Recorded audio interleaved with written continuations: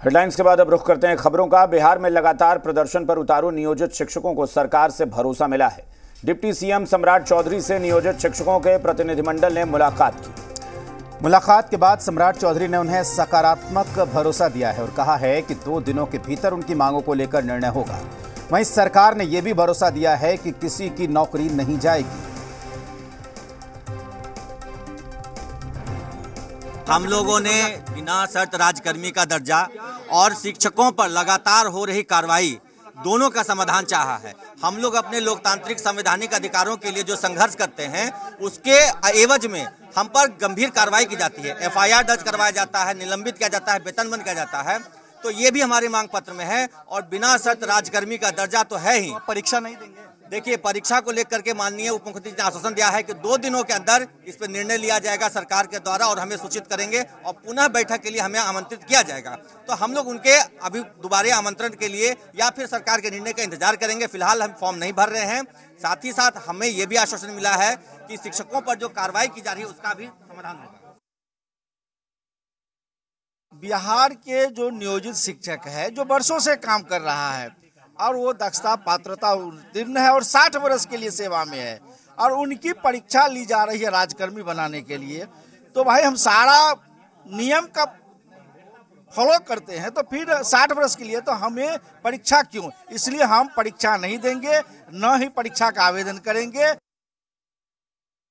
हम शिक्षक हैं, हम बिल्कुल नरम ही हैं और माननीय मुख्यमंत्री जी बिहार के मुखिया हैं, वो हमारे हम शिक्षकों के भी मुखिया हैं। हम सरकार से उम्मीद करते हैं कि आप नियोजित शिक्षकों पर जो जबरन ये सक्षमता परीक्षा विशिष्ट शिक्षक नियमावली थोपने का कार्य कर रहे हैं, आप तमाम शिक्षकों को बिना शर्त राज्यकर्मी का दर्जा देंगे। कारण कि तमाम शिक्षक जो 4 लाख हैं वो सक्षमता परीक्षा दक्षता परीक्षा पास करके ही शिक्षक बने हैं और खास करके टारगेट करके बिहार के नियोजित शिक्षकों को बार बार परीक्षा देने के लिए कहा जा रहा है। उसमें भी इस परीक्षा को देने के बाद हमको घर आप लोग भी अब नरम हो जाएंगे ना। घर से बेघर होने की बात है और कोई आर्थिक लाभ भी हमें सरकार सुन रही है, तो आप लोग भी अब शांत हो जाएंगे। नरम हमारी मांगों को पूरा कर दे। हम निश्चित रूप से शांत है। अपने हक अधिकार के लिए हम आवाज उठा रहे हैं। बहुत साधारण परीक्षा तो दे ही रहे हैं सर। सबसे पहले हमारी मांग 2006 से हम लोग बहाल हैं और उसके बाद जो चल रही है सरकार की योजना 60 साल के लिए हम लोग हैं।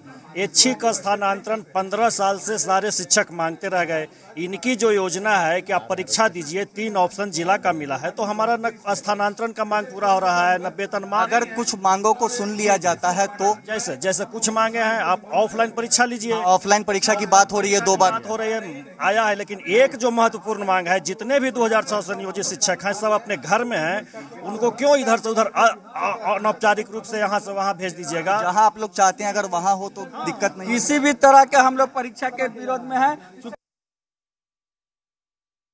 हम साधारण परीक्षा देने के तैयार नहीं, हम तो 12 परीक्षा देने के लिए तैयार है। सरकार हमसे परीक्षा ले, जो 2094 में बहाली हुई, 2000 में बहाल हुई, वैसा हमसे परीक्षा ले बीपीएससी से। उस सीट पर हमको बहाल करे, वो वेतन मान दे, वो हमको सुविधा दे। हम परीक्षा देने के लिए तैयार है। लेकिन ये कौन सी बात है कि मुख्यमंत्री पद से इस्तीफा देकर मुख्यमंत्री बनने के लिए मुख्यमंत्री की शपथ लिए, उसी तरह शिक्षक पद पर रहते हुए शिक्षक पद की परीक्षा देकर शिक्षक बने। वो सरकार फर्जी वाले तो हट जाएंगे ना। जांच से कीजिए ना। फर्जी आप एक ऐसे सिंपली कह दीजिए किस आधार पे फर्जी है। कोई जांच होगी, निगरानी की जांच चल रही है ना 5-6 सालों से, आप उसके आधार पर निकालिए। क्या परीक्षा कोई पैमाना है फर्जी जांच करने का? परीक्षा से फर्जी जांच नहीं होती है। फर्जी जांच होती है सर्टिफिकेट से। आप सर्टिफिकेट की जांच कीजिए, जिनका फर्जी सर्टिफिकेट को निकाल दीजिए। नॉर्मल परीक्षा होगी उससे भी आपत्ति है? देखिए, नॉर्मल और एबनॉर्मल की बात ही नहीं है। बात है कि आप परीक्षा क्या कह के ले रहे हैं कि राजकर्मी बनने के लिए, और नाम रख दिया है आपने सक्षमता परीक्षा। तो क्या हमारी योग्यता आज तक नहीं थी? हम बिना योग्यता के शिक्षक बने हुए थे, बिना योग्यता के ही पढ़ा रहे थे। तो इस तरीके से हमारे योग्यता पर जो प्रश्न खड़ा किया जा रहा है उस पर हमें आपत्ति है। मैं यहाँ से बोल रहा हूँ कि हम लोग का भी मुद्दा उठा था, जिसका जो कि शारीरिक शिक्षक, नियोजित शारीरिक शिक्षक हैं। और नियोजित शिक्षकों से पहले बात कर लेते हैं। सरकार से हमारी जो माननीय उप मुख्यमंत्री सम्राट चौधरी से मेरा एक ही डिमांड हुआ है कि हम बिना शर्त राज्यकर्मी का दर्जा देने पर आप माननीय मुख्यमंत्री जी से सहमति बनाइए और विषय से विषयांतर, माने मीडिया बंधु से भी चाह रहे हैं कि विषय से विषयांतर नहीं हो। हमारी ऐच्छिक स्थानांतरण अब बिना शर्त राज्यकर्मी का दर्जा के लिए हम लोग आज 13 फरवरी को पूरे बिहार के लाखों शिक्षकों ने चट्टानी एकता का परिचय देते हुए बिहार शिक्षक एकता मंच के माध्यम से हमने धरना दिया था। आपका क्या सवाल है सरकार से? या सरकार से हमारा स्पष्ट सवाल है, कोई भी अगर फर्जी बहाली की बात करते हैं तो फर्जीवाड़े का आरोप तो बीपीएससी बहाली में भी लग रहा है, तो क्या उनकी परीक्षा फिर आप यूपीएससी से लेंगे? तो ये फर्जीवाड़े की बात ना करें, ये शिक्षकों का अपमान है।